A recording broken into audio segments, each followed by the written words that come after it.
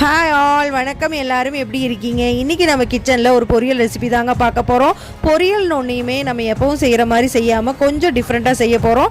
Taste அல்டிமேட்டாக இருக்குங்க. ரச சாதம், தயிர் சாதம் கூடலாம் இந்த பொரியல் இருந்ததுன்னா எவ்வளோ சாப்பாடு சாப்பிடணும் கூட தெரியாது, அந்த அளவுக்கு டேஸ்ட்டு சூப்பராக இருக்கும்.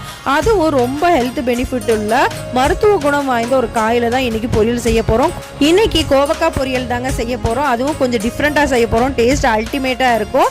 Welcome to Deep's delicious kitchen. கண்டிப்பாக இந்த காய் கிடச்சுன்னா மிஸ் பண்ணாமல் வாங்கி இதே மாதிரி பொரியல் செஞ்சு சாப்பிடுங்க. டேஸ்ட்டு சூப்பராக இருக்கும். இதுக்கு ஒரு 200 கிராம் அளவு நான் கோவக்காய் எடுத்து நல்லா வாஷ் பண்ணி எடுத்து வச்சுட்டேங்க. இதோட தலைப்பகுதியும் வால் பகுதியும் கட் பண்ணி எடுத்துட்டு இந்த மாதிரி நீல வாக்கில் கட் பண்ணிக்கோங்க. ஒரு காயை ஒரு சைடில் ஒரு 3 பீஸு, இன்னொரு சைடில் ஒரு 3 பீஸு, மொத்தம் 6 பீஸ் வர மாதிரி கட் பண்ணிக்கலாம். கொஞ்சம் சின்னதாக இருந்துச்சு அப்படின்னா 4 பீஸ் வர மாதிரி கட் பண்ணி எல்லா காயும் இந்த மாதிரி நீல வாக்கில் கட் பண்ணி எடுத்து வச்சுக்கோங்க.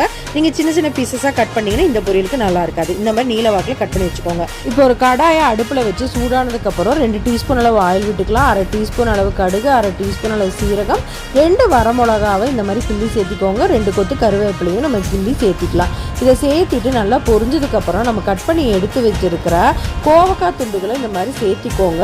இதை சேர்த்துட்டு எண்ணெயிலேயே நல்லா வதக்கி விட போகிறோம். தண்ணி எது சேர்த்துறீங்க, அதனால தான் 2 டீஸ்பூன் அளவு ஆயில் விட்டுருக்கோம். ஸோ இந்த மாதிரி நல்லா பெரட்டி விட்டு நல்லா வேகட்டுங்க. எல்லா சைட்லையும் நல்லா வெந்து வரும்போதே நமக்கு தேவையான அளவு உப்பு, 1/4 டீஸ்பூன் மஞ்சத்தூள் போட்டு நல்லா வதக்கி விடுங்க. இதை மூடி போட்டு குக் பண்ண வேண்டாம். மூடி போட்டிங்கன்னா தண்ணி கொஞ்சம் விட்டுரும், அந்த டேஸ்ட்டு நல்லா இருக்காது. இது எண்ணெயிலேயே வதங்கி வந்தால் தான் டேஸ்ட் நல்லாயிருக்கும். ஸோ மீடியம் ஃப்ளேமில் வச்சுட்டு நல்லா வதக்கி விடுங்க.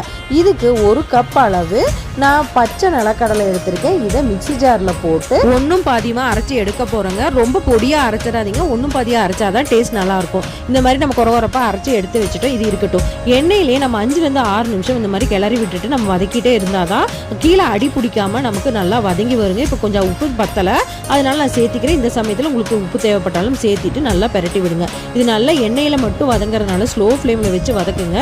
ஹை ஃப்ளேமில் வச்சிங்கன்னா கருகிரும்.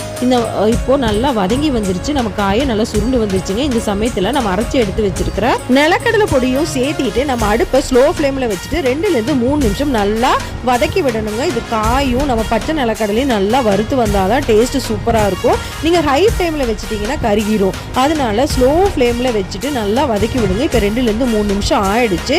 இப்போ அடுப்பை ஆஃப் பண்ணிடலாங்க. இது ரொம்ப மேலே கிறிஸ்பியாக இருக்கும். டேஸ்ட்டு சூப்பராக இருக்குங்க. ரச சாதம், தயிர் சாதத்துக்கூட டேஸ்ட் அல்டிமேட்டாக இருக்கும். நம்ம பருப்பு சாதத்தையும் கூட வச்சு சாப்பிட்லாம். டேஸ்ட்டு சூப்பராக இருக்குங்க. நீங்களும் கோவக்காய் வாங்கி கண்டிப்பாக இதே ஸ்டைலில் செஞ்சு பாருங்கள். டேஸ்ட் அல்டிமேட்டாக இருக்கும்.